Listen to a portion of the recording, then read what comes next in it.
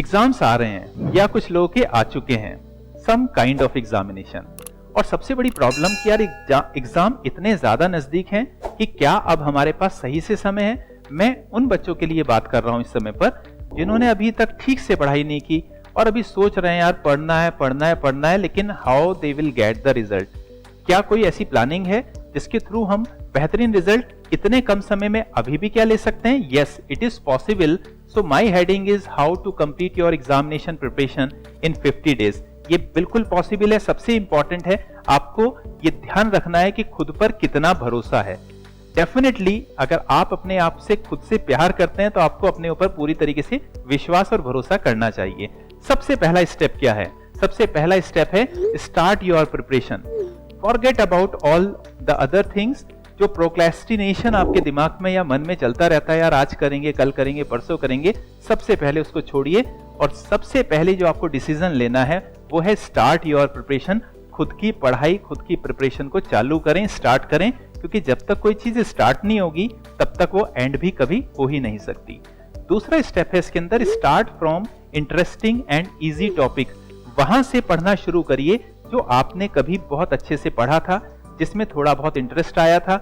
आप वहां से ये मत सोचिए कि ये अभी इंपॉर्टेंट है या कम इंपॉर्टेंट है, एग्जाम में क्या ज्यादा आएगा क्या कम आएगा, इसके बारे में आपको सोचने की जरूरत नहीं है। हमेशा वहां से आपको अपनी पढ़ाई शुरू करनी है। बिल्कुल आज से, अभी से, इस वीडियो को देखने के तुरंत बाद से अपनी पढ़ाई को शुरू करना है उस पर्टिकुलर टॉपिक से जिसको पढ़ने में आपको मजा आया होगा कभी।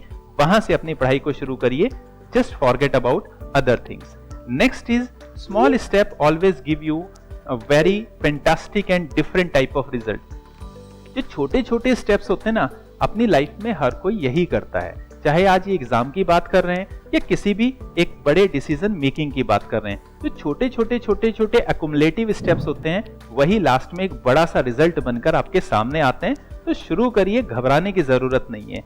नेक्स्ट है रिट्राइवल प्रैक्टिस इज मस्ट। ये जो रिट्राइवल प्रैक्टिस है इसका मतलब क्या है? रिट्राइवल प्रैक्टिस का मतलब है कि जो कुछ आपने पढ़ा है कॉन्फिडेंस के साथ अपने सबकॉन्शियस ब्रेन में रखना। There are several steps, there are several theories जो इस बात को वेरीफाई करती हैं, प्रूव करती हैं कि रिट्राइवल प्रैक्टिस लर्निंग के लिए बहुत इंपॉर्टेंट है, जिसके अंदर छोटे छोटे स्टेप्स के अंदर आप चीजों को बार बार रिवाइज कर रहे होते हो। तो this is very much important. Retrieval practice के ऊपर आप थोड़ा सा ध्यान दें कैसे उस काम को करेंगे।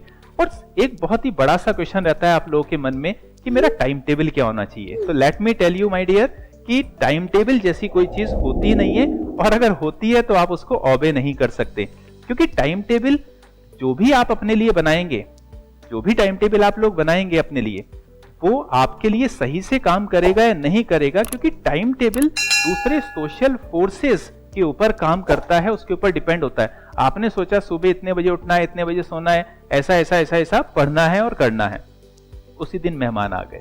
अब मेहमान आ गए तो यार तुम फंस जाओगे, अब कैसे मैनेज करें?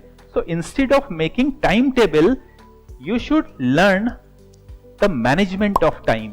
मैनेजमेंट ऑफ टाइम, यार मेहमान आ गए तो चलो थोड़ी सी देर उनके साथ बात की और उसके बाद लाइब्रेरी में शिफ्ट कर लिया या अपने आप को कहीं और शिफ्ट कर लिया, क्योंकि अभी आपके पास काफी कम समय है। तो दम लगाकर एक बार पढ़ाई करने की जरूरत है पूरे मन से, तो आपका काम 100% बनेगा। 50 दिन भी बहुत ज्यादा होते हैं, डरने की जरूरत बिल्कुल नहीं है।